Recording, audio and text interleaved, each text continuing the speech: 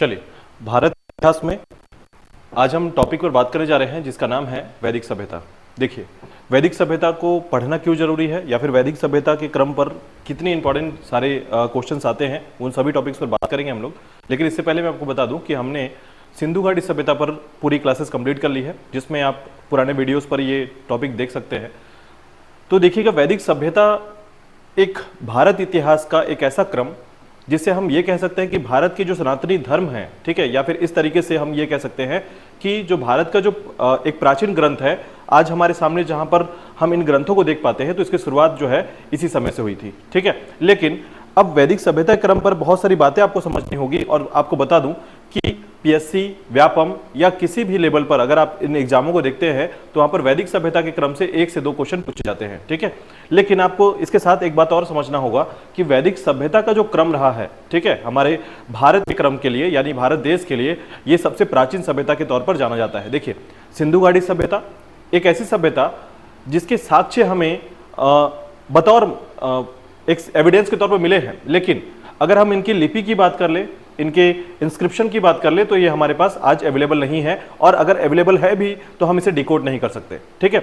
अगर हम वैदिक सभ्यता की बात करें तो वैदिक सभ्यता जो है, ये अगर हमारे भारत के इतिहास के क्रम पर हम देखें तो भारत के इतिहास पर एक ऐसी सभ्यता जो सबसे प्राचीन सभ्यता के तौर पर जानी जाती है। लेकिन इसके साथ ही अगर हम समझे कि वैदिक सभ्यता के साक्ष्य या फिर इनके समय में पाए जाने वाले जो ग्रंथ हैं, इस ग्रंथों को हम किस तरीके से समझते हैं, तो हम इन्हें कहते हैं सुश्रुत ग्रंथ, ठीक है, सुश्रुत ग्रंथ।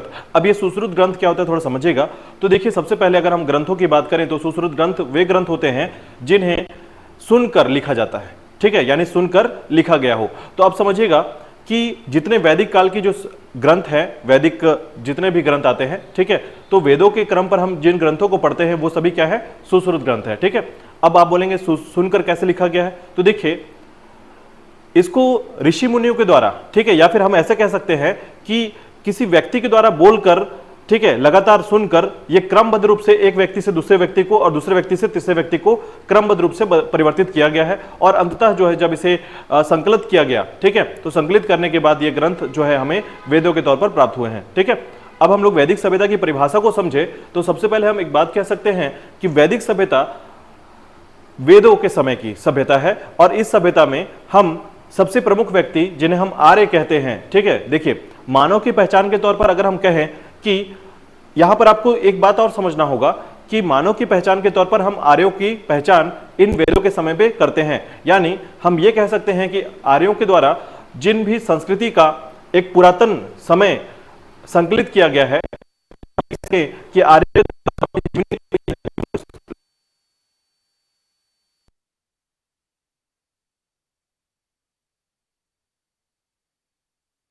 ठीक है। अब जब हम लोग आर्यों के जीवन काल को एक ग्रंथिक रूप से, ठीक है, ग्रंथों के रूप से समग्लित करते हैं, तो ये पूरा ग्रंथ या ये पूरा जो समय है ये वैदिक सभ्यता कहलाता है, ठीक है। अब देखिए, जब हम वेदों का संकलन करते हैं, ठीक है, जिस समय में हम वेदों का संकलन किए हैं उस संकलन को ही हम पूर्ण रूप से क्या कहते हैं, वैदिक काल कहते हैं, ठीक है। तो देखिए, वैदिक सभ्यता या वैदिक काल के समय को हम यहां पर 2-3 बिंदुओं पर पढ़ेंगे। सबसे पहले मैं आपको बता दूं कि हम वेदों को स्टार्ट करने से पहले थोड़ा सा एक अंतर स्पष्ट करेंगे, किस पे, सिंधु घाटी सभ्यता और वैदिक सभ्यता पर, ठीक है। चलिए देखिएगा,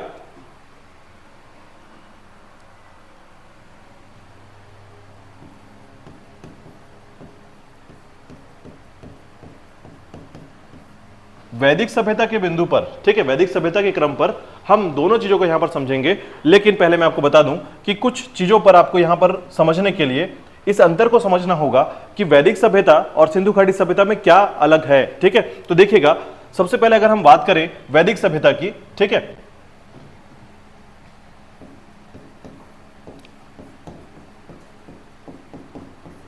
और हम बात करें सिंधु घाटी सभ्यता की, ठीक है। तो देखिएगा, वैदिक सभ्यता की बात करते हैं तो वैदिक सभ्यता जो है इस समय, ठीक है, तो इन दोनों के दौरान पहले हम इनके इस समय के कालों की बात कर लेते हैं। तो देखिएगा, वैदिक सभ्यता का जो काल है, इस काल का समय जो है ये 1500 बीसी से 600 बीसी, ठीक है, 600 बीसी का काल है। और उसी के बाद अगर हम सिंधु घाटी सभ्यता की बात करें, जिसको हम रेडियो एक्टिव कार्बन के क्रमबद्ध रूप से काल का निर्धारण करने के तौर पर हम इसे समझते हैं, तो इसका जो काल रहा है वो है 2350 बीसी से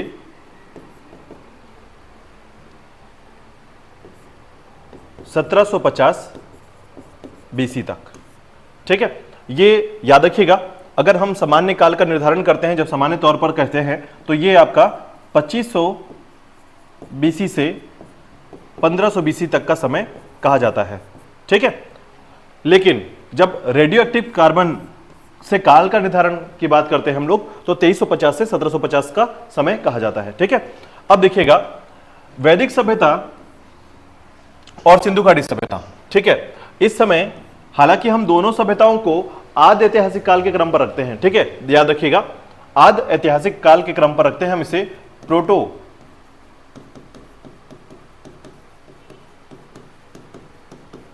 ठीक है, याद रखिएगा। जैसे हम कह सकते हैं कि भारत के इतिहास को हम जब 3 भागों में बांटते हैं, ठीक है, भारत के या भारतीय इतिहास को हम 3 भागों में बांटते हैं, तो इन 3 भागों में सबसे पहला जो है हमारा प्रागैतिहासिक काल, आदि ऐतिहासिक काल और ऐतिहासिक काल का क्रम रहा है। ठीक है, तो प्रागैतिहासिक काल का क्रम हमने पढ़ लिया है।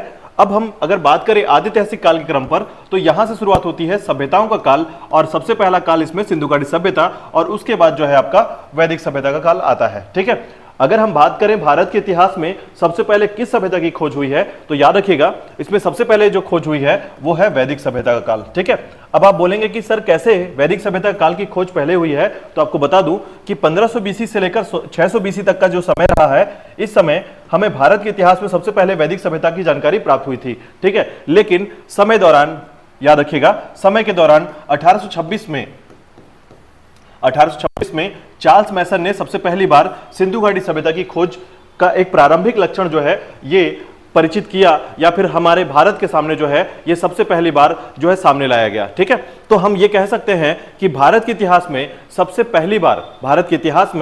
पहली बार जिस सभ्यता की खोज हुई थी वो थी वैदिक सभ्यता, और दूसरी जो सभ्यता खोजी गई वो है सिंधु घाटी सभ्यता। लेकिन आपको एक बात और बता दूं कि यदि हम इन दोनों सभ्यताओं में प्राचीन सभ्यता की बात करें, तो सिंधु घाटी सभ्यता जो है ये प्राचीन सभ्यता का काल रहा है। ठीक है, इसके बाद देखिएगा, यदि हम बात करें वैदिक सभ्यता का, तो वैदिक सभ्यता के समय जो है मुख्य तौर पर आर्यों का काल, ठीक है, जिस मानव इतिहास की बात हम यहां पर करते हैं वैदिक सभ्यता के समय, तो हम उन्हें कहते हैं आर्यों का काल, या आर्यों के आगमन का काल ही वैदिक सभ्यता का काल कहलाता है। ठीक है, याद रखिएगा। उसी दौरान हम वैदिक सभ्यता के क्रम पर 2 प्रमुख बातें करेंगे। यहां पर देखिए, हम ऐसा कह सकते हैं कि सिंधु घाटी सभ्यता एक नगरीय सभ्यता थी। सिंधु घाटी सभ्यता एक नगरीय सभ्यता थी, लेकिन वैदिक काल की जो सभ्यता है या वैदिक सभ्यता जो है एक ग्रामीण सभ्यता थी। इसका मतलब है कि हमने पहले ग्रामीण सभ्यता को खोज कर निकाला और बाद में नगरीय सभ्यता की खोज की गई थी। ठीक है, तो पहले याद रखिएगा, पहले खोजा गया है आपके वैदिक सभ्यता और उसके बाद खोजा गया है सिंधु घाटी सभ्यता। लेकिन यदि आपसे पूछा जाए कि भारत का सबसे प्राचीन सभ्यता कौन सा है, तो याद रखिएगा सिंधु घाटी सभ्यता सबसे प्राचीन सभ्यता है, और प्राचीन सभ्यता होने के बावजूद इसे बाद में खोजा गया है। ठीक है, चलिए इसके बाद देखिएगा वैदिक सभ्यता का जो विस्तार है, ठीक है, वैदिक सभ्यता का जो विस्तार है यह धीरे धीरे भारत के उत्तर भाग में संपूर्ण क्षेत्र में विस्तृत होने लगा था। लेकिन अगर हम बात करें सिंधु घाटी सभ्यता की, तो ये आपके अफगानिस्तान, पाकिस्तान और भारत के क्षेत्र में इसका विस्तार है, और भारत में सिंधु घाटी सभ्यता से जुड़े हुए स्थल लगभग 975 स्थल के आसपास इनकी संख्या है। ठीक है, अब अगर हम बात करें सिंधु घाटी सभ्यता और वैदिक सभ्यता के कुछ मुख्य बिंदुओं पर, तो आप यहां पर यह कह सकते हैं कि सिंधु घाटी सभ्यता जो है मात्र सत्तात्मक सभ्यता थी, मात्र सत्तात्मक सभ्यता थी। वहीं अगर हम बात करें वैदिक सभ्यता की, तो वैदिक सभ्यता जो है ये पितृसत्तात्मक सभ्यता का प्रारंभ यहां से होता है। ठीक है, पितृसत्तात्मक सभ्यता जो है इसका प्रारंभ होता है। ठीक है, उसके बाद देखिएगा सिंधु घाटी सभ्यता नगरीय सभ्यता से जुड़ा हुआ है, तो इसका मतलब यह है कि यहां पर ये जो सभ्यता है सिंधु घाटी सभ्यता, ये मुख्य तौर पर किस पर आश्रित थी? व्यापार पर, यानी यहां जो है व्यापार का कार्य जो है ये प्रतिभूति के तौर पर या प्रारंभिक बिंदुओं के तौर पर एक अच्छे कौशल क्षेत्र में या कुशल क्षेत्र में इसका कार्य चलता रहा था। ठीक है, इसका मतलब है कि सिंधु घाटी सभ्यता व्यापार पर पूर्णतः निर्भर थी। ठीक है, व्यापार पर निर्भर थी। साथ ही साथ यहाँ जो है नगरीय सभ्यता के होने के साथ साथ यहाँ के जो भवन निर्माण है, यहाँ के जो जल निकासी के निर्माण है, या फिर अगर हम बात करें स्नानागार की, तो ऐसे बहुत सारे ऐसे भवन निर्माण है, शिल्प कला है, जो कि इसके निर्माण को ये ख्याति प्रदान करते हैं जो कि भारत के इतिहास में अपने आप में अद्वितीय हैं। ठीक है, उसके बाद देखिएगा यदि हम वैदिक सभ्यता की बात करते हैं तो वैदिक सभ्यता चूंकि एक ग्रामीण सभ्यता है, तो यहां पर लोग जो है ये पशुपालन और कृषि पर मुख्य तौर पर निर्भर थे। ठीक है, पशुपालन और कृषि पर मुख्य तौर पर निर्भर थे। तो याद रखिएगा वैदिक सभ्यता को हम प्रारंभ करने जा रहे हैं, लेकिन उससे पहले आप ये 2-4 बिंदु जो है याद रखिएगा वैदिक सभ्यता और सिंधु घाटी सभ्यता के क्रम पर, कि इन दोनों सभ्यताओं में क्या अंतर रहा है, किस सभ्यता की खोज पहले की गई थी और किस सभ्यता की खोज बाद में हुई है। ठीक है, देखिएगा अब वैदिक सभ्यता को प्रारंभ करने से पहले मैं आपको बता दूं कि वैदिक सभ्यता का जो कालक्रम है वो है आपका 1500 से 600 बीसी का कालक्रम। ठीक है, यानी भारत के इतिहास में वैदिक सभ्यता को पहले खोजा गया और सिंधु घाटी सभ्यता को बाद में खोजा गया। लेकिन आपको फिर से एक बार बताऊंगा मैं आपको कि सिंधु घाटी सभ्यता जो है ये हमारे भारत के इतिहास की सबसे पहली सभ्यता है और उसी क्रम पर दूसरी सभ्यता की बात की जा सकती है कि वैदिक सभ्यता दूसरे क्रम की सभ्यता है। ठीक है, अब देखिएगा वैदिक सभ्यता को प्रारंभ करने से पहले हम यहां पर यह भी समझेंगे कि सभ्यता क्या होती है। ठीक है, हम कल्चर या सभ्यता किसे कहते हैं, तो याद रखिएगा किसी भी क्षेत्र विशेष में, किसी भी क्षेत्र विशेष में वहां के लोगों के द्वारा अपने जनजीवन में, ठीक है, वहां के लोगों के द्वारा अपने जनजीवन में किए गए कार्य, ठीक है, किए गए कार्य और उसके साथ ही अपने जीवन को जीने के लिए, ठीक है, अपने जीवन को जीने के लिए जिस प्रकार की कार्य प्रणाली से वो निरंतर अपने जीवन को व्यतीत करते रहे हैं, इसी सभ्यताओं में या फिर इसी बिंदुओं को हम क्रमबद्ध रूप से एक सभ्यता कहते हैं। ठीक है, कहने का मतलब है साधारण तौर पर हम ये कह सकते हैं कि किसी विशेष क्षेत्र की विशेष लोगों के द्वारा, ठीक है, किसी विशेष क्षेत्र में लोगों के द्वारा अपने जीवन यापन करने की संपूर्ण क्रियाविधि को एक संपूर्ण तौर पर हम सभ्यता का नाम दे सकते हैं। ठीक है, इस तरीके से सभ्यता जो शब्द है, इस सभ्यता का मतलब होता है कल्चर, और कल्चर का मतलब यहां पर हम ये कह सकते हैं कि जीवन के साथ साथ जब हम उनके धार्मिक जीवन, उनके सामाजिक जीवन, उनके राजनीतिक जीवन को संपूर्ण रूप से एक जीवन के प्रणाली में जोड़ते हैं, तो इन सभी बिंदुओं को हम उनकी सभ्यता के तौर पर कह सकते हैं। ठीक है, चलिए अब एक बात और आपको बता दूं कि वैदिक सभ्यता जो है पूरी तरीके से वेदों से संबंधित है और इसीलिए इसे वैदिक सभ्यता या वैदिक काल भी कहा जाता है। ठीक है, चलिए यहां पर हम नेक्स्ट बिंदु पर बात करेंगे। तो देखिएगा वैदिक सभ्यता का कालक्रम थोड़ा सा समझेंगे। तो वैदिक सभ्यता जो है ये 2 कालक्रमों में बटा हुआ है, आप इसे याद रखेंगे। पहले तो याद रखिएगा वैदिक सभ्यता का जो कालक्रम है वो है 1500 बीसी से 600 बीसी तक। ठीक है, तो देखिएगा वैदिक सभ्यता को 2 भागों में बांटा जाता है या वैदिक काल को 2 भागों में बांटा गया है। एक है आपका ऋग्वैदिक काल और दूसरा है आपका उत्तर ऋग्वैदिक काल, या आप इसे कह सकते हैं उत्तर वैदिक काल। अब दोनों के कालक्रम में इसके बंटवारा क्यों की गई है या क्या कारण है, तो याद रखिएगा ऋग्वैदिक काल का जो समय रहा है वो है 1500 बीसी से 1000 बीसी या 1000 बीसी, और वहीं आप देखेंगे उत्तर वैदिक काल का जो समय रहा है वो 1000 बीसी से 600 बीसी तक का काल रहा है। ठीक है, तो ये 2 कालक्रम आपको अलग से जो पढ़ने को मिल रहा है, इसका कारण समझिएगा। इसका कारण क्या है, तो याद रखिएगा ऋग्वैदिक काल और उत्तर वैदिक काल में एक जो संभावना जो होती है या एक जो घटनाएं घटी है, जो महत्वपूर्ण घटनाएं घटी हैं, जैसे आप कह सकते हैं कि भारत के इतिहास में या फिर ऐतिहासिक प्रणाली में जो आपको कुछ बदलाव दिखेंगे, इतिहास के क्रम पर कुछ बदलाव दिखते हैं, जैसे कि आग की खोज हो जाना। ठीक है, उसी प्रकार धातु, ठीक है, धातु या मेटल जो है, हम यहां पर कह सकते हैं कि इसको 2 भाग में बांटने का जो मूल कारण है वो है लोहे की खोज हो जाना। लोहे की खोज ने मानव इतिहास में एक बड़ा परिवर्तन किया जो सन 1000 बीसी के आसपास रहा है। ठीक है,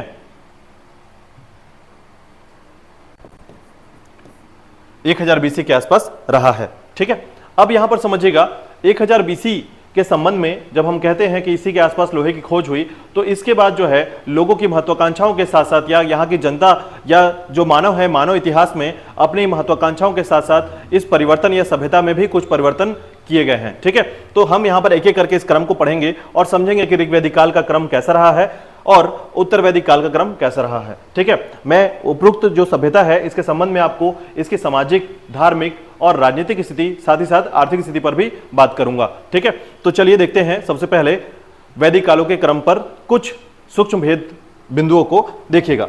तो देखिएगा, सबसे पहले अगर मैं इस पे बात करूं वैदिक काल के क्रम पर, तो आप यहां पर एक बात कह सकते हैं कि वैदिक काल के क्रम पर या वैदिक सभ्यता के क्रम पर सबसे पहले हम जिन बिंदुओं को पढ़ते हैं उनमें पढ़ते हैं हम इनके कि वैदिक सभ्यता की शुरुआत कहां से होती है या वैदिक सभ्यता जो है इसका कारण क्या है कि वैदिक सभ्यता आप इसको कह पाते हैं। साथ ही साथ आप ये कह पाए कि वैदिक सभ्यता आर्य के क्रम पर जुड़ा हुआ है। आर्य एक ऐसा शब्द जो मानव इतिहास में, हमारे भारत के मानव इतिहास में बहुत सारे एक इंपॉर्टेंट या महत्वपूर्ण तरीके से हम इसको कह सकते हैं कि आर्य शब्द जब हमारे यहाँ आगमन होता है या आर्य शब्द जो हम सुन पाते हैं इसका मतलब होता है सर्वश्रेष्ठ। ठीक है, यानी ऐसे मानव जो सभी मानव में सर्वश्रेष्ठ थे उन्हें आर्य शब्द से उल्लेखित किया गया है। अब देखिएगा यहां पर एक बात समझिएगा कि इनकी मूल निवास, ठीक है, पहले हम लोग आर्य शब्द पर इसलिए इंपॉर्टेंट एक फैक्ट को देखेंगे क्योंकि यहां पर मैंने आपको पहले बताया कि वैदिक सभ्यता का जो पूरा कालक्रम है उस कालक्रम में आर्यों के, ठीक है, आर्यों के जीवन शैली, राजनीतिक जीवन शैली या सामाजिक जीवन शैली या आर्थिक जीवन शैलियों को संपूर्ण रूप से हम यहां पर वैदिक सभ्यता में शामिल करते हैं। ठीक है, तो मैं आपको उससे पहले बता दूं कि आप जब पूरे सिनॉप्सिस को पढ़ने वाले हैं, यानी आप इसमें क्या क्या चीजों को पढ़ने वाले हैं, तो आप इसके अंतर्गत जो है 3-4 मुख्य बिंदुओं को पढ़ेंगे। सबसे पहले पढ़ेंगे आप वैदिक सभ्यता का परिचय, इसके बाद वैदिक सभ्यता के साक्ष्य और इसके बाद हम वैदिक सभ्यता से संबंधित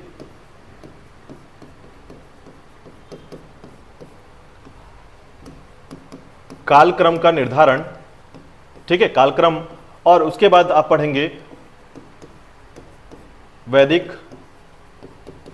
सभ्यता के संबंध में, वैदिक सभ्यता के संबंध में जो प्रमुख व्यक्ति हैं जिन्होंने अपनी अवधारणा यहां पर व्यक्त की है उन सभी बिंदुओं को हम यहां पर पढ़ेंगे। और उसके बाद फिर मैं आपको यहां पर वेदों के बारे में बताऊंगा कि किस प्रकार से 4 वेद हैं और चारों वेदों में क्या क्या जानकारी हमको प्राप्त होती है। ठीक है, चलिए देखिएगा सबसे पहले कि हम यहां पर बात करेंगे मूल निवास या स्थान और पहचान। ठीक है, हम किन की बात कर रहे हैं? हम बात कर रहे हैं आर्य, ठीक है, आर्यों के मूल स्थान और पहचान की। तो यहां पर देखिएगा आर्यों का मूल निवास आल्पस पर्वत के पूर्वी क्षेत्र के आसपास बताया जाता है जो वर्तमान में यूरेशिया कहलाता है। ठीक है, यहां पर याद रखिएगा मैं बहुत सारे ऐसे व्यक्तियों का नाम बताऊंगा आपको, जैसे आपको मैक्स मूलर का नाम याद रखना है,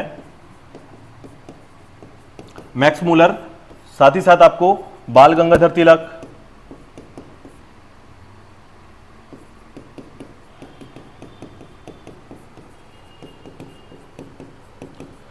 ठीक है।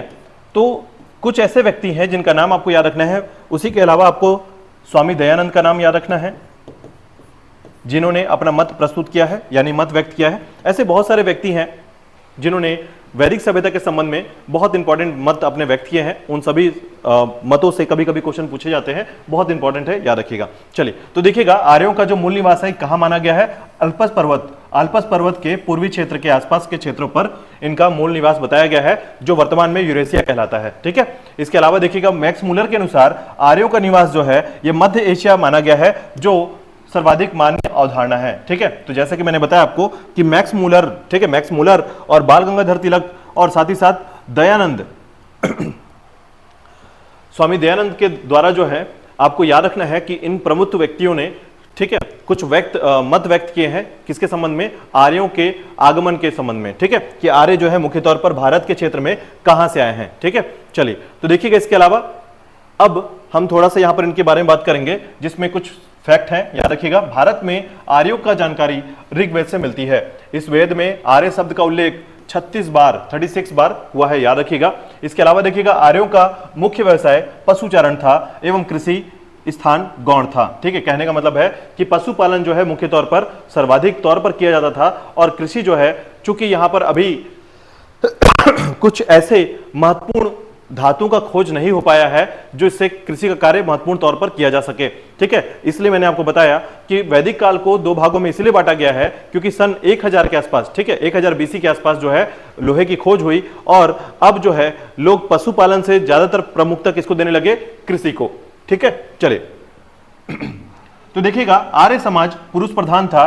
पालतू घोड़े पहली बार ईसा पूर्व 6ठी शताब्दी के सहस्त्राब्दी का काल काला सागर और यूराल पर्वत के क्षेत्र में प्रयोग में लाए गए थे। ठीक है, इसका मतलब यह है, यह कहा जा रहा है कि आर्य समाज जो है यह पुरुष प्रधान था, जैसे कि मैंने आपको पहले ही बताया, और साथ ही साथ आपको मैंने बताया कि यहां जो है पालतू घोड़े पहली बार ईसा पूर्व 6ठी शताब्दी के सहस्त्राब्दी के में काला सागर और यूराल पर्वत के आसपास के क्षेत्रों में पहली बार प्रयोग में लाए गए थे। ठीक है, साथ ही साथ याद रखिएगा 3000 ईसा पूर्व यूराल क्षेत्र में घोड़े के लगभग 60,000 अस्थियों की जानकारी मिलती है या अस्थियां मिली हैं। ठीक है, तो ये अपने आप में बहुत इंपॉर्टेंट पॉइंट है, याद रखिएगा। चलिए इसके आगे देखिएगा, ऋग्वैदिक काल में, ठीक है, ऋग्वैदिक काल में के अध्ययन के लिए साहित्यिक तथा पुरातात्विक साक्ष्यों का सहारा लिया जाता है। ठीक है, तो जैसे कि मैंने बताया आपको कि साहित्यिक साक्ष्य और पुरातात्विक साक्ष्य, जैसे ही आप इतिहास को पढ़ते हैं तो ये मुख्य तौर पर दो साक्ष्य जो है सबसे इंपॉर्टेंट है, एक साहित्यिक साक्ष्य और दूसरा पुरातात्विक साक्ष्य। ठीक है, साहित्यिक साक्ष्य जो है ये लिटरेरी कॉन्सेप्ट्स पे पढ़े जाते हैं, एविडेंस पे पढ़े जाते हैं, और साथ ही साथ पुरातात्विक साक्ष्य जो है ये आर्कियोलॉजिस्ट जो भी हमारे पास एविडेंस होते हैं, ठीक है, आर्कियोलॉजी से संबंधित एविडेंस जो होते हैं उन सभी चीजों को हम इसमें शामिल करते हैं। तो देखिएगा, सबसे पहले जब हम साहित्यिक साक्ष्य की बात करें तो याद रखिएगा ऋग्वेद, ठीक है, याद रखिएगा ऋग्वेद एक संहिता है जिसमें 10 मंडल, 1028 सूक्त और ऋग्वेद के 3 पाठ हैं। ठीक है, 3 पाठों में साकल, बालखिल्य और वास्कल 3 पाठ हैं, याद रखिएगा, जिसमें साकल में 1017 मंत्र, बालखिल्य में 11 मंत्र और वास्कल में 56 मंत्र शामिल किए गए हैं। ठीक है, देखिएगा अभी आप इन बिंदुओं को थोड़े से एक अच्छे पॉइंट पर पढ़ेंगे, लेकिन एक साहित्यिक साक्ष्य के तौर पर आप इनको मुख्य तौर पर याद रखिएगा कि जितने भी ग्रंथावली हैं या ग्रंथ हैं उन सभी को हम यहां पर शामिल करते हैं किसमें? साहित्यिक साक्ष्य में, जिसमें हम बात करेंगे कि वेद कितने हैं, तो वेद 4 हैं। इन चारों वेदों के नाम आप याद रखेंगे थोड़ा सा कि ऋग्वेद, सामवेद, यजुर्वेद और अथर्ववेद।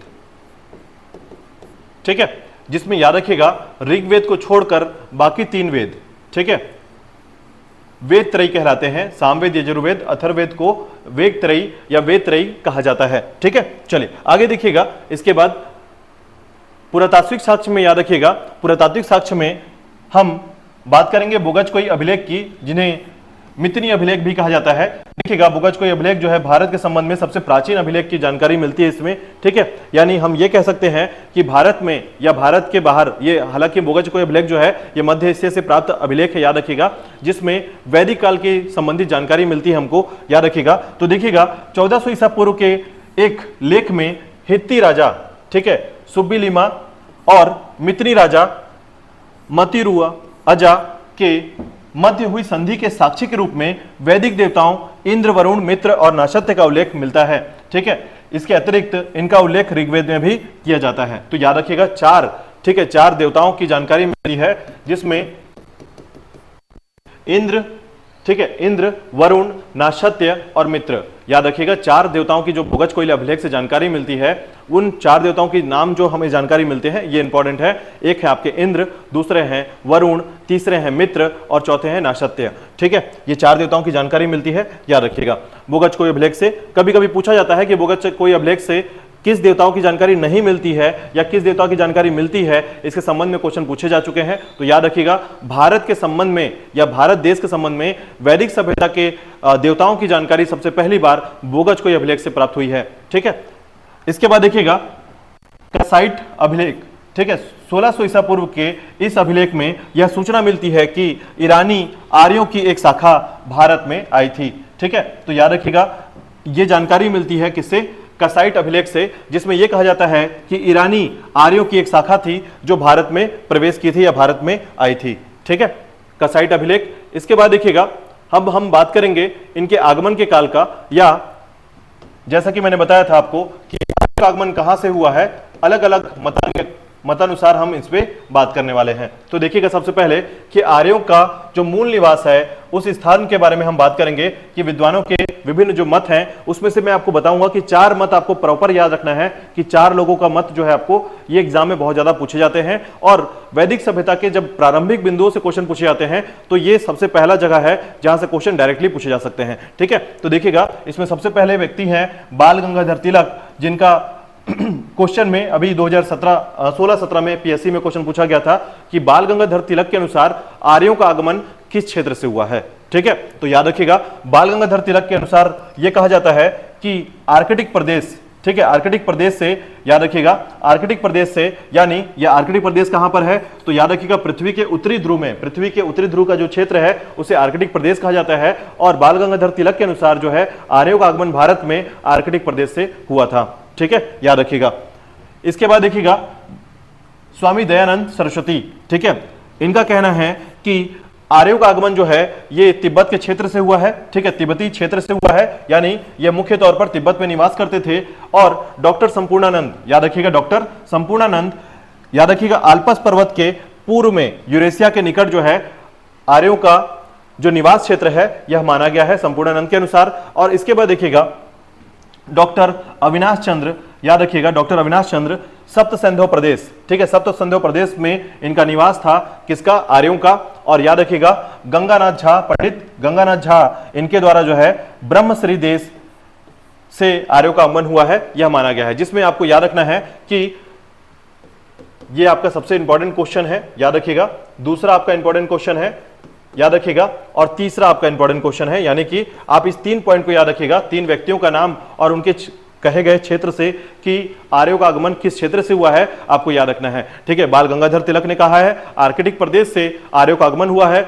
दूसरे नंबर पर है दयानंद सरस्वती, जिनका कहना है कि तिब्बत क्षेत्र से आर्यों का आगमन हुआ है। ठीक है, और तीसरे नंबर पर है डॉक्टर संपूर्णानंद, जिनका कहना है आल्पस पर्वत के क्षेत्र से आर्यों का आगमन हुआ है। ठीक है, इसके अलावा जो है एक व्यक्ति जो सबसे इंपॉर्टेंट है वो नाम याद रखिएगा मैक्स मुलर। ठीक है, मैक्स मुलर याद रखिएगा, बाकी आपको नाम याद नहीं करना है, आपको सबसे ज्यादा जो आपको याद रखना है 4 व्यक्तियों का नाम याद रखना है। पहले बाल गंगाधर तिलक, दूसरे हैं आपके संपूर्णानंद, तीसरे हैं दयानंद सरस्वती और चौथे नंबर पर आते हैं मैक्स मुलर। ठीक है, तो देखिएगा इसमें बाकियों का नाम और एक पॉइंट आप कवर कर लेंगे थोड़ा सा। डीएस त्रिवेदी के द्वारा जो है यह कहा गया है कि मुल्तान क्षेत्र या देविका क्षेत्र से आर्यों का आगमन हुआ है। इसी में मेयर कीथ और ओल्डन वर्ग ने कहा है कि पामीर का पठार, ठीक है, हिंदुकुश पर्वत के उत्तर के क्षेत्र में पामीर का पठार क्षेत्र है, हिंदुकुश पर्वत का क्षेत्र है पामीर का पठार। कहना है मेयर कीथ और ओल्डन वर्ग का कि जो आर्य हैं ये पामीर के पठार के क्षेत्र से आए हैं। विलियम जोन्स जो है इनका कहना है कि जो वैदिक सभ्यता के प्रख्याता हैं, यानी कि वैदिक सभ्यता के जिसके कारण हम वैदिक सभ्यता को पढ़ते हैं, आर्यों के आगमन को पढ़ते हैं या आर्य को पढ़ते हैं, उससे कहना है किसका, विलियम जोन्स का, कि वो यूरोपीय थे, यूरोप से आए हुए थे। ठीक है, पी गाइड्स के अनुसार याद रखिएगा ये मानते हैं कि हंगरी और डैन्यूब नदी के घाटी क्षेत्र से इनका आगमन हुआ था। ठीक है, देखिए मैं आपको बता देता हूं कि पश्चिमी सभ्यता से जितने जुड़े हुए लोग हैं, ठीक है, यानी पश्चिमी सभ्यता के मत के अनुसार अगर आप चलेंगे तो आपको यह पता चलेगा कि भारत में जो भी सभ्यता आई है ये यूरोप की ही देन है। मतलब आपको यह मान के चलना है होगा कि इनका कहना है, पश्चिमी सभ्यता के जितने भी मतानुयायी हैं या फिर जितने भी आर्कियोलॉजिस्ट हैं, इनका कहना है कि भारत में अपनी कोई सभ्यता नहीं थी और जितनी भी सभ्यता यहाँ पर आई है वो पश्चिमी जो देश हैं या पश्चिमी जो शाखा है या पश्चिमी जो सभ्यता है उन्हीं की देन है कि भारत के क्षेत्र में ये आकर निवास किए और एक सभ्यता जो है यहाँ पर डेवलप कर दिए। ठीक है, लेकिन मैं बिल्कुल इसको नहीं मानता। और साथ ही साथ मैं अन्य इतिहासकारों के बारे में अगर समझूं या बताऊं तो आपको ये समझना होगा कि जो भारत में आर्यों का आगमन हुआ है इसमें सबसे ज्यादा जो मान्यता प्राप्त क्षेत्र हैं, ठीक है, जैसे मैंने आपको पहले बताया कि आर्यों के आगमन का क्वेश्चन पूछा जाता है, तो आपको एक बात याद रखनी होगी कि मैक्स मुलर के पॉइंट्स को बहुत ज्यादा यहां पर मान्यता मिली हुई है। ठीक है, याद रखिएगा। तो मैक्स मुलर याद रखिएगा, मैक्स मुलर जो है ये कहते हैं कि मध्य एशिया से आर्यों का आगमन हुआ है। ठीक है, मध्य एशिया से, तो कम से कम आपको ये पॉइंट थोड़ा सा याद कर लेना है। ठीक है, चलिए इसके आगे देखिएगा, आगमन के बाद 2-3 पॉइंट्स और कवर होता है इसमें। ठीक है, तो ये आप सिर्फ पॉइंट को एक सरसरी नजर से जरूर देख लीजिएगा, इसको याद करने की जरूरत नहीं पड़ेगी आपको। ठीक है, कि आपको ये जो पॉइंट है आपको, क्योंकि मैंने आपको 4 से 5 नाम बताए हैं, उनको कम से कम आप याद कर लें। ठीक है, तो देखिएगा बैंडेरिस्टन के अनुसार जो है दक्षिणी रूस क्षेत्र जो है, इनका कहना है कि दक्षिणी रूस क्षेत्र से आर्यों का आगमन हुआ। नेहरिंग और गार्डन चाइल्ड्स के अनुसार याद रखिएगा, इनका भी कहना है कि दक्षिणी रूस से आर्यों का आगमन हुआ पेन का, और हर्ट्ज के लिए याद रखिएगा कि जर्मनी के मैदान भाग से आर्यों का आगमन हुआ है, इनका कहना है। और उसी के बाद देखिएगा एल डी कल्ला के अनुसार जो है कश्मीर और हिमालय के क्षेत्र से आर्यों का आगमन माना जाता है। इसके अलावा रोड्स का कहना है कि बैक्टीरिया क्षेत्र से आर्यों का आगमन हुआ है। ठीक है, चलिए आगे देखिएगा। इसके बाद आगमन के बाद हम यहां पर पॉइंट्स पर बात करेंगे किसके, वैदिक सभ्यता से संबंधित। अगर हम ऋग्वेद की बात कर लेते हैं, यानी ऋग्वेद के संबंध में हम टॉपिक को बात करते हैं, तो याद रखिएगा सबसे पहले हम बात करेंगे कि साक्ष्यों के तौर पर जितने भी साक्ष्य आप यहां पर पढ़ते हैं, उन साक्ष्य के तौर पर हम कुछ महत्वपूर्ण साक्ष्य के बारे में बात करेंगे। उसमें हम बात करेंगे चारों वेदों के बारे में। तो देखिएगा आप यहां पर साक्ष्य के तौर पर यहां पर ये बातें याद रखें कि साहित्यिक साक्ष्य के तौर पर जब आप वेदों को पढ़ते हैं, ठीक है, तो इसमें क्या क्या चीजें आप पढ़ते हैं, वेद, उपवेद,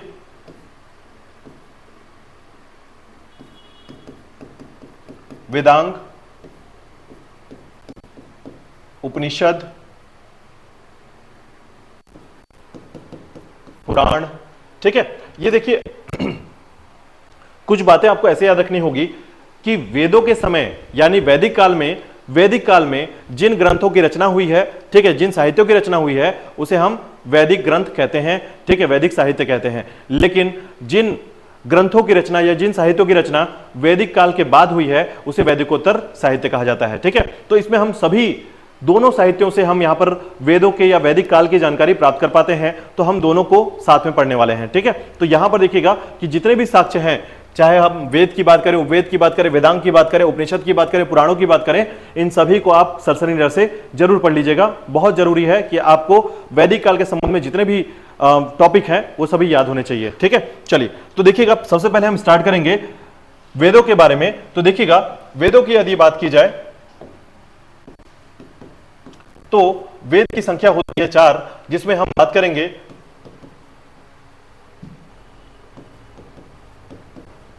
ऋग्वेद, सामवेद, यजुर्वेद और अथर्ववेद। ठीक है, याद रखिएगा। तो देखिएगा ऋग्वेदिक काल या ऋग्वेद जो है, हम सबसे महत्वपूर्ण वेद मानते हैं ऋग्वेद को। ठीक है, लगभग हम ये कह सकते हैं कि सभी वेदों की जानकारी के लगभग 20 से 25% हिस्से जो है या 20 से 25% जो साक्ष्य हैं, वो सभी ऋग्वेद में प्राप्त होते हैं। ठीक है, बाकी आपके सामवेद, यजुर्वेद, अथर्ववेद जो है, ये अलग से आपको जानकारी तो मिलती है। तो आपको याद रखना है सबसे पहला क्रम है आपका ऋग्वेदिक काल, हम ऋग्वेद को पढ़ने वाले हैं। ठीक है, तो देखिएगा ऋग्वेद क्या है, इसके बारे में आपको क्या क्या जानकारी मिलती है, या फिर इसके संबंध में हमको क्या क्या पढ़ना होता है, उन सभी बिंदुओं को देखेंगे हम। ठीक है, तो देखिएगा ऋग्वेद जो है, इसके बारे में याद रखिएगा कि भारत के आगमन के क्रम में आर्य मध्य एशिया और ईरान से पहुंचे थे। भारत में आर्यों की जानकारी ऋग्वेद से मिलती है। ठीक है, ऋग्वेद में हिंद यूरोपीय भाषाओं का सबसे प्राचीनतम और पवित्र ग्रंथ है। याद रखिएगा ऋग्वेद में अग्नि, इंद्र, मित्र, वरुण आदि देवताओं की स्तुतियां संग्रहित हैं, जिनकी रचना विभिन्न गोत्रों के ऋषियों और मंत्र सृष्टाओं ने की है। ठीक है, यहां पर दो बातें आपको याद रखना है कि ऋग्वेद में एक्चुअल में क्या लिखा गया है या ऋग्वेद में क्या मिलता है। तो याद रखिएगा देवी देवताओं की स्तुति। ठीक है, यानी देवी देवताओं की स्तुति या वंदना या प्रार्थना, हम बहुत सारे शब्दों से इसका पॉइंट्स क्लियर कर सकते हैं। तो याद रखिएगा देवी देवताओं की स्तुति की समस्त जो जानकारी मिलती है वो मिलती है ऋग्वेद में। ठीक है, तो ऋग्वेद जो है, इसमें याद रखिएगा आप कि इसमें 1028 सूक्त है। ठीक है, 1028 सूक्त है और 10 मंडल के साथ इसका संकलन किया गया है। याद रखिएगा 10 मंडल है इसमें, और 10 मंडल में इसका जो संकलन है, ठीक है, ये आपको याद रखना है थोड़ा सा कि 10 मंडल हैं और 10 मंडल में सबसे नया मंडल जो है, ठीक है, सबसे नया मंडल जो है, ये अलग अलग क्रम में संकलित होने के साथ साथ आप ये कह सकते हैं कि चूंकि वेद जो है ये सुश्रुत ग्रंथ हैं और इनके जो संकलन किए गए हैं वो अलग अलग समय में किए गए हैं। ठीक है, चलिए 2-3 बिंदुओं के साथ हम इसको क्लियर करेंगे। देखिएगा ऋग्वेद में और क्या जानकारी मिलती है हमको। तो देखिएगा सबसे पहले याद रखिएगा कि ऋग्वेद में 10 मंडल या 10 भाग हैं। ठीक है, और पाठ कितने हैं? तो पाठ हैं 3। याद रखिएगा 3 पाठ हैं। ठीक है, जिनमें से मंडल 2 से लेकर 7 तक प्राचीनतम अंश हैं और प्रथम और दसम मंडल सबसे अंत में जोड़े गए थे। याद रखिएगा, तो इन्हीं 10 मंडल को हम यहां पर अभी देखेंगे पहले। तो याद रखिएगा कि जो 10 मंडल हैं उसमें 2 से लेकर 7 तक जब जोड़े गए, इस मंडल में जोड़े गए, तो वो सबसे प्राचीनतम मंडल हैं 2 से लेकर 7 तक। और इसी में देखिएगा 8वां 9वां और पहला और 10वां ये मंडलों को बाद में जोड़ा गया है, जिसमें सबसे नया मंडल जो है पहला और 10वां मंडल सबसे नवीन मंडल है। ठीक है, क्योंकि हम लोग इसे सबसे बाद में या अंत में जोड़ा गया है ये। ठीक है, तो ऋग्वेद के मंत्रों का पाठ करने वाला पुरोहित होत्र कहलाता है। ठीक है, याद रखिएगा, ऋग्वेद को, ठीक है, पाठ करने वाला क्या कहलाता है? होत्र कहलाता है। याद रखिएगा, अभी आप जितने भी ग्रंथ, जितने भी वेद पढ़ेंगे, उन वेदों को पढ़ने वाला या उसका पाठ करने वाला, उनके प्रमुख व्यक्तियों के नाम, यानी कि उनके जो नाम होते हैं, जिसके विद्वानों के तौर पर हम उसे जानते हैं, तो उन्हें होत्र कहते हैं। तो याद रखिएगा, अलग अलग वेदों को अलग अलग व्यक्तियों या अलग अलग ऋषि मुनियों के द्वारा पाठ किया जाता था। तो उन तरीकों से हम यहां पर पढ़ पाते हैं कि वैदिक काल में वेदों को पढ़ने वाले अलग अलग जो ऋषि मुनि हैं, ठीक है, जो व्यक्ति हैं, मानव हैं, उनके द्वारा उनको अलग नाम से उच्चारित किया जाता था। ठीक है, तो याद रखिएगा, ऋग्वेद को पढ़ने वाला या पाठ करने वाला होत्र कहलाता था। ठीक है, चलिए आगे देखिएगा, मैं कुछ इनमें मंडलों की बात करते हैं। तो देखिएगा, सबसे पहले ऋग्वेद की रचना की तिथियों के संबंध में जो जानकारी मिलती है वो उनके द्वारा कहा गया है कि ऋग्वेद की रचना कब की गई है। तो ये माना गया है। तो यहां पर हम कुछ पॉइंट्स को देखेंगे। जैकोबी के अनुसार जो है 3000 ईसा पूर्व में ऋग्वेद की रचना की गई थी। मैक्स मूलर के अनुसार याद रखिएगा 1200 से 1000 ईसा पूर्व जो है ये ऋग्वेद की रचना की गई है।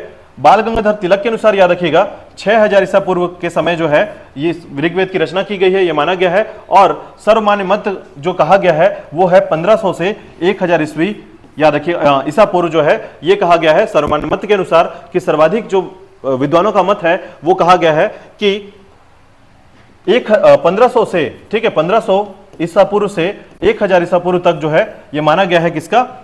ऋग्वेद की रचना का काल।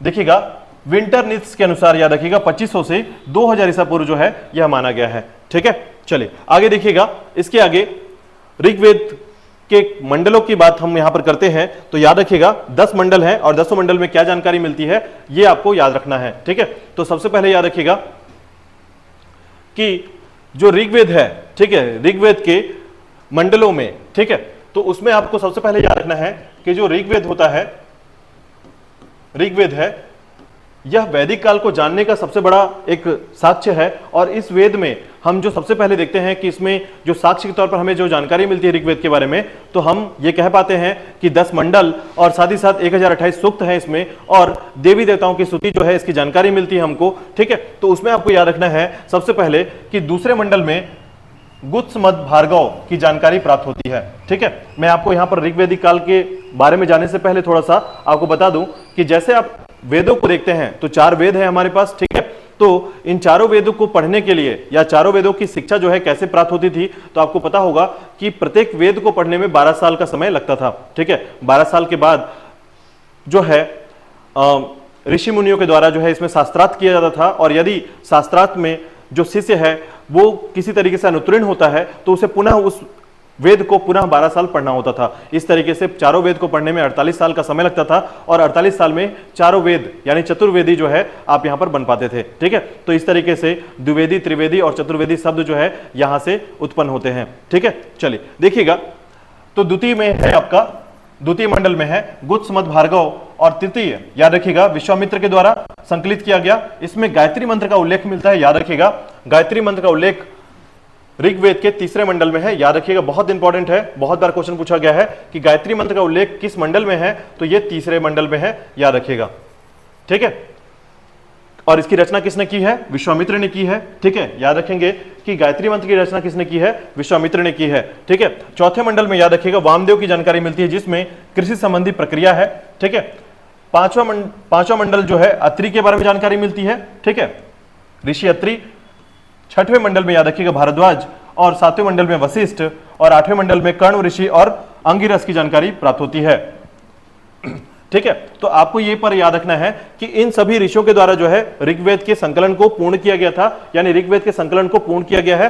तो आप याद रखेंगे तीसरे मंडल में विश्वामित्र, चौथे मंडल में वामदेव, पांचवें मंडल में अत्रि और छठे मंडल में भारद्वाज, सातवें मंडल में वशिष्ठ, आठवें मंडल कर्ण और ऋषि और अंगिरस की जानकारी के द्वारा जो है संकलित किया गया। ठीक है, और नवम मंडल जो है पौमान, अंगिरा, जिसमें सोम का वर्णन है, याद रखिएगा सोमदेव का वर्णन है। ठीक है, 10वें मंडल में याद रखिएगा शूद्र सुक्तीय, महासुक्तीय की जानकारी प्राप्त होती है। ठीक है, यानी हम ये कह सकते हैं कि 10वें मंडल में जो जानकारी मिलती है वो वर्ण की जानकारी प्राप्त होती है, यानी वर्ण क्रम या वर्ण जो भारत के संबंध में एक इतिहास के तौर पर आप यहां पर पढ़ेंगे कि भारत में जो है, भारत का जो समाज है 4 वर्णों में बटा हुआ था, जिसमें आप कह पाते हैं ब्राह्मण, क्षत्रिय, शूद्र और वैश्य और शूद्र। तो इस तरीके से जो वर्ण की जो जानकारी मिलती है उसमें आपको 10वें मंडल की जानकारी, 10वें मंडल से ये जानकारी प्राप्त हो पाती है। ठीक है, चलिए आगे देखिएगा। अब हम यहां पर थोड़ा सा और बात करेंगे साक्ष्य के तौर पर। तो देखिएगा सबसे इंपॉर्टेंट जो मंडल से क्वेश्चन जो पूछे जाते हैं उनके बारे में हम पूछेंगे, यहां पर डिस्कस करेंगे। उसमें हम बात करेंगे कि कहां से क्वेश्चन आता है, आपको थोड़ा सा इसमें फोकस करना है। तो इराक में मिले लगभग 1600 ईसा पूर्व के कसाइट अभिलेखों तथा सीरिया में मितनी अभिलेखों में आर्य नामों का उल्लेख मिलता है, आर्य नाम का उल्लेख मिलता है, याद रखिएगा। चौथे मंडल के 3 मंत्रों की रचना 3 राजाओं ने की थी। ठीक है, चौथे मंडल में जो 3 मंत्र हैं उनकी रचना जो है 3 राजाओं के द्वारा की गई है। ठीक है, इसके आगे देखिएगा ऋग्वेद में त्रादस्यु, अजमीड़ और पूर्वमीड़ यानी 9वां मंडल सोम को समर्पित है, अतः इसे सोम मंडल भी कहा जाता है। ठीक है, तो ये सबसे इंपॉर्टेंट है, याद रखिएगा। वैदिक काल में पूछा जाता है कि सोम मंडल को समर्पित कौन सा मंडल है, ऋग्वेद का कौन सा मंडल है जो सोमदेव को समर्पित है, तो याद रखिएगा इसे सोम मंडल कहा जाता है, वो है आपका 9वां मंडल। ठीक है, 10वें मंडल सबसे अंत में जोड़ा गया है। इसी के एक भाग में पुरुष सूक्त में चतुर्वर्ण व्यवस्था की स्थापना की सूचना मिलती है। ठीक है, तो चतुर्वर्ण में याद रख लीजिएगा कि ब्राह्मण, क्षत्रिय,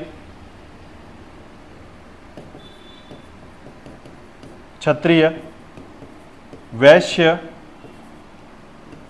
और शूद्र की जो जानकारी मिलती है, ये चतुर्वर्ण की जो जानकारी मिलती है वो 10वें मंडल मिलती है। ठीक है, इसी मंडल में देवी सूक्त का उल्लेख है जिसमें वाक शक्ति की उपासना की गई है। ठीक है, तो यहां पर थोड़ा सा याद रखेंगे। चलिए आगे देखिएगा, ऋग्वेद के ब्राह्मण ग्रंथ ऐतरेय और कौशितकी है। ठीक है, मैंने आपको बताया था कि ऋग्वेद के उपवेद, ठीक है, ऋग्वेद के उपवेद और ब्राह्मण ग्रंथ, याद रखिएगा जितने भी आपके वेद हैं उनके ब्राह्मण ग्रंथ होते हैं। ठीक है, ये ब्राह्मण ग्रंथ क्या होते हैं समझिएगा। तो ब्राह्मण ग्रंथ वे ग्रंथ होते हैं जो वेदों के अनुसार, ठीक है, वेदों के अनुसार जो है उनके संकलन के, उनके जो भावार्थ को व्यक्त करने वाले जो उनका विस्तार जो है वो ब्राह्मण ग्रंथ कहलाता है, याद रखिएगा। ठीक है, यानी हम ये कह सकते हैं कि वेदों का विस्तार जो है वो क्या है, ब्राह्मण ग्रंथ है। ठीक है, तो चलिए याद रखिएगा कि ऋग्वेद का ब्राह्मण ग्रंथ है ऐतरेय और कौशितकी। ठीक है, आयुर्वेद को ऋग्वेद का उपवेद कहा जाता है। तो जैसा कि मैंने बताया था आपको कि हर वेद का एक उपवेद है, आपको थोड़ा सा यहां पर याद रखना है। ठीक है, तो ऋग्वेद का उपवेद क्या है, आयुर्वेद है। ऋग्वेद में सर्वाधिक पवित्र नदी सरस्वती को माना गया है, याद रखिएगा। ठीक है, 3 प्रमुख नदियां हैं जिनका विस्तार आपको पढ़ना होगा। तो आपको यहां पर याद रखना है कि जो सरस्वती है, ठीक है, सरस्वती जो नदी है, ठीक है, इस नदी में हम देख पाते हैं कि वैदिक काल में सबसे पवित्र जो नदी माना गया है वो है आपका सरस्वती नदी। ठीक है, इवन गंगा और यमुना के भी प्रयोग जो है, इन शब्दों के प्रयोग जो है बहुत कम बार किए गए हैं। लेकिन यदि अगर आप ये देखें कि सबसे पवित्र नदी किसे कहा गया है तो वो है आपकी सरस्वती नदी। ठीक है, इसे नदी तमा या नदियों में सर्वश्रेष्ठ कहा गया है।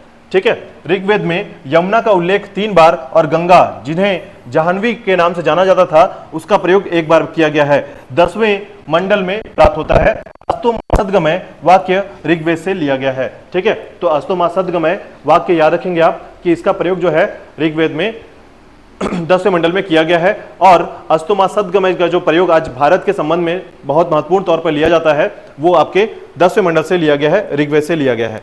ठीक है, ऋग्वेद से लिया गया है, याद रखिएगा। चलिए नेक्स्ट पॉइंट पर हम बात करेंगे कि ऋग्वेद में किस शब्द का प्रयोग कितने बार किया गया है, इसको थोड़ा सा याद रखने की कोशिश करेंगे। तो देखिएगा सबसे पहले मैं आपको बता दूं, इनमें सबसे ज्यादा जो प्रयोग में लाए गए शब्द हैं उनको आपको सबसे ज्यादा याद रखना है। जैसे अगर हम बात करें कि ऋग्वेद में सबसे प्रमुख देवता कौन थे, तो याद रखिएगा इंद्रदेव, जिन शब्द का प्रयोग जो है 250 बार किया गया है। तो 250 बार प्रयोग करना अपने आप में काफी सर्वाधिक बार प्रयोग कह सकते हैं हम इसको, ठीक है, तो याद रखिएगा। अब इसी क्रम पर देखिएगा, मैं कुछ शब्दों की बात करूंगा तो कौन कौन से शब्द हैं जिनका प्रयोग इसमें किया गया है, ठीक है। तो सबसे पहले देखिएगा पिता 335 बार पिता शब्द का प्रयोग, जन 275 बार, इंद्र 250 बार। आपको ये याद रख लेना है इंद्र का प्रयोग, इंद्र देवता जो है उनके शब्द का प्रयोग कितने बार किया गया, तो 250 बार किया गया है। माता शब्द का प्रयोग जो है 234 बार, अश्व 215 बार, अग्नि 200 बार, इसको भी याद रखेंगे अग्नि। गाय 176 बार, विष 170 बार, ठीक है।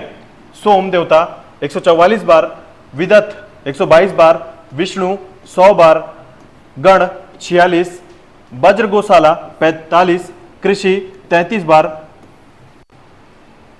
वरुण 30 बार और वर्ण 23 बार, ठीक है। आप यहां पर यह कह सकते हैं कि सर्वाधिक बार किस देवता की स्तुति या उसके शब्द का प्रयोग किया गया है, तो इंद्र का, और उसके बाद अग्निदेव का 250 से 200, ठीक है। आप ऐसे याद रखिएगा कि 250 बार जो है इंद्र शब्द का प्रयोग मिलता है या उसका उल्लेख किया गया है, और साथ ही साथ अग्नि देव का जो प्रयोग किया गया है या अग्नि शब्द का प्रयोग किया गया है वो है 200 बार। यहां पर आप एक चीज और तुलनात्मक रूप से पढ़ सकते हैं कि कृषि शब्द, जो कि मैंने आपको बताया कि वैदिक काल में पशुपालन सबसे महत्वपूर्ण था, कृषि बहुत इंपॉर्टेंट तरीके से नहीं की जाती थी। यही कारण है कि इस शब्द का प्रयोग जो है केवल आपको कितनी बार मिलता है, 33 बार मिलता है। मतलब हम कह सकते हैं कि बहुत कम बार कृषि शब्द का प्रयोग किया गया है, ठीक है। उसके अलावा अगर आप देखें तो इसमें 4 ऐसे स्थान हैं जो 4 विष, विदत, ठीक है, विष और विदत, याद रखिएगा।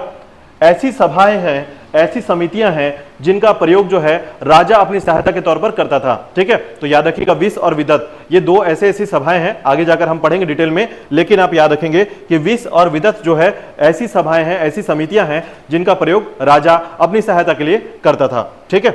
चलिए आगे देखिएगा,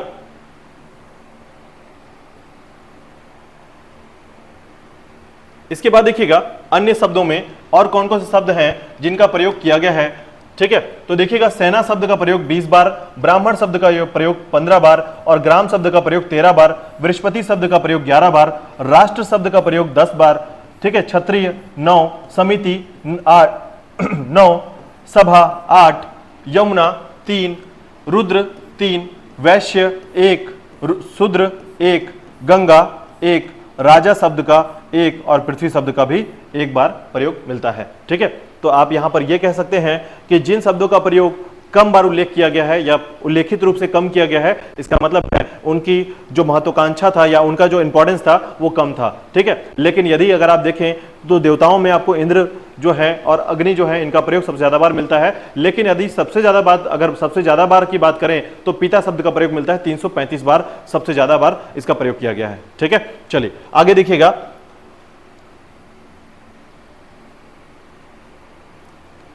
अब देखिएगा इसमें हम कुछ शब्दों को कुछ पॉइंट्स पर बात करेंगे। तो यहां पर देखिएगा कि ऋग्वेद में भारत में आर्य भाषियों का आगमन 1500 ईसा पूर्व से कुछ समय पूर्व हुआ था, ठीक है। आर्य शब्द से एक जाति विशेष को समझा जाता है।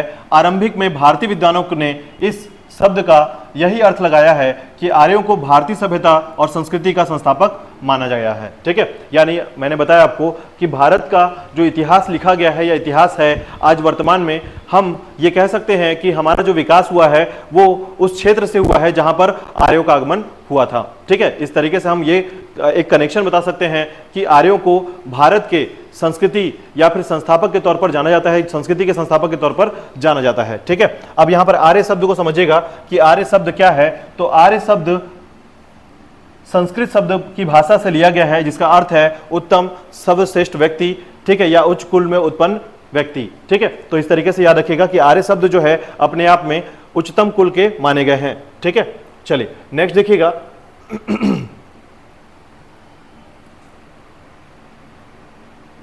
नेक्स्ट देखिएगा आरंभिक आर्यों का निवास पूर्वी अफगानिस्तान, पाकिस्तान और भारत के भारत के पंजाब तथा हरियाणा से था। ठीक है, तो आप ये कह सकते हैं कि भारत का जो क्षेत्र है, ठीक है, भारत का जो क्षेत्र है उस क्षेत्र में आप ये कह सकते हैं ये आपका भारत का हिस्सा हो गया, और इस भारत के हिस्से में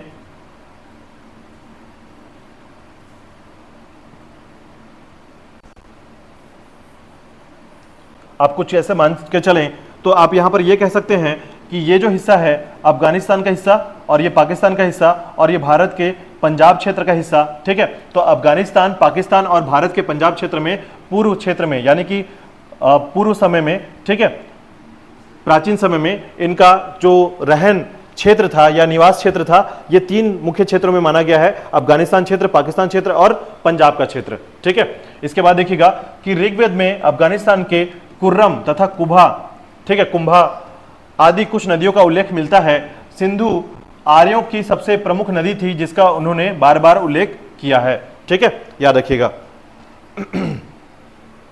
इसके बाद देखिएगा जो प्राचीन नदियां हैं उनके बारे में थोड़ा सा याद रखेंगे कि कौन कौन सी ऐसी नदियां हैं जिनका प्रयोग वहां पर उस समय मिला है। ठीक है, तो सबसे पहले नाम आप याद रखेंगे कि वितस्ता, विपासा, पुरुषणी, ठीक है, दृष्टिदंती, कुब्र, कुभा और सदानीरा।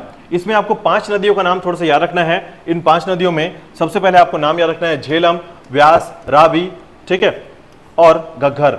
इसके अलावा जो है आप एक नाम याद रखेंगे सिंधु, ठीक है, जिसको सैंधव कहा गया है इस समय, सैंधव याद रखिएगा। और उसी के अलावा देखिएगा झेलम को आप याद रखेंगे क्योंकि इसे कहा जाता है वितस्ता, ठीक है, व्यास को विपासा, रावी को पुरुषणी और घग्गर को दृष्टदंती या दृष्टदंती कहा गया है, कुर्रम को कुब्र कहा गया है और काबुल को कुभा कहा गया है और गंडक को सदानीरा कहा जाता था। ठीक है, तो यहां पर आपको 4 नाम, आपको 5 नाम याद रखना है। 5 नदियों में सिंधु नदी को सैंधव नदी कहा जाता था। ठीक है, उसके बाद अगर आप झेलम की बात करें तो झेलम को वितस्ता कहा गया है। ठीक है, झेलम को वितस्ता कहा गया है। और साथ ही साथ अगर आप याद रखें रावी को तो पुरुषणी नदी कहा जाता था रावी को, और व्यास को विपासा कहा गया है। आपको इस तरीके से 4-5 नदियों के नाम याद रखने हैं। ठीक है, तो आपको याद रहेगा कि झेलम नदी जो है ये याद रखिएगा ये विसर्पण करती है। अगर आप भारत के भूगोल में पढ़ेंगे झेलम के बारे में तो आपको पता होगा कि झेलम नदी जो है ये जब पाकिस्तान की तरफ प्रवाहित होती है, ठीक है, तो ये बहुत ज्यादा विसर्पण करती है। और विसर्पण करना मतलब सांप के जैसे चलती है। ठीक है, इसको कहते हैं विसर्पण करना, और इसीलिए इसे कहा जाता है वितस्ता। ठीक है, तो नाम याद रखेंगे, विसर्पण करती है इसलिए वितस्ता। उसी के बाद देखिएगा व्यास, विपासा, रावी को पुरुषणी कहा जाता है। ठीक है, तो रावी नदी के तट पर जो है दसराग युद्ध हुआ था। आगे आप पढ़ेंगे अभी दसराग युद्ध के बारे में तो आपको जानकारी मिलेगी। तो देखिएगा रावी नदी जो है जो कि पुरुषणी नदी कहलाती थी। ठीक है, घग्गर नदी, ठीक है, जिसे द्विजदंती कहा गया है, और कुर्रम नदी जो कि गुब्र कहलाता था, और काबुल नदी को कुभा कहा गया है, और गंडक को सदानीरा कहा जाता था। ठीक है, चलिए आगे देखिएगा और कुछ नदियां हैं जिनमें उनका नाम थोड़ा सा याद रखेंगे। तो आपको 5 नदियों का नाम आपको क्रमबद्ध रूप से याद रखना है। तो देखिएगा चिनाब नदी, ठीक है, सतलज नदी, ये 2 नाम और याद रखिएगा। तो चिनाब को कहा जाता है अस्किनी और सतलज को कहा जाता है सतुद्री। ठीक है, तो आप ऐसे करके 5 याद रखेंगे। ठीक है, झेलम, व्यास, रावी, ये 3 नदियां हो गई प्रमुख नदियां, झेलम, व्यास, रावी, जिसमें झेलम का मतलब है वितस्ता, ठीक है, रावी का मतलब है याद रखिएगा पुरुषणी, और व्यास का मतलब है विपासा। ठीक है, उसी के बाद याद रखिएगा कि यदि हम बात करें चिनाब की तो अस्कनी कहा जाता था, और अगर हम बात करें सतलज की तो सतुद्री कहा गया है इसको। ठीक है, तो ये 5 नदियों का नाम याद रखिएगा। इसके अलावा जो है अगर आप इसे आगे बढ़े मतलब स्कीप कर जाएं तो भी कोई दिक्कत नहीं है। तो याद रखिएगा गोमती को गोमल, ठीक है, कमरू वर्मन को कहा गया है आपका मरुद्रध्रुवा, और सिंध जो है सिंधु नदी, हालांकि इसे सैंधव कहा गया है। ठीक है, घग्गर, सरस्वती, ठीक है, सेहन, सुषोमा, स्वात, सुवास्तु। ठीक है, तो आपको केवल 5 नदियों का नाम और उनके वैदिक काल संबंधी नाम जो कहा गया है, उनके जो वैदिक काल में उसे नामकरण से जाना गया है उसको थोड़ा सा याद रखेंगे। चलिए इसके आगे कल हम वीडियो को कंटिन्यू करेंगे। ठीक है, कल की क्लास में हम सामवेद, यजुर्वेद और अथर्ववेद के बारे में पढ़ने वाले हैं। तो कल की क्लास में हम कंटिन्यू करेंगे इसको। धन्यवाद।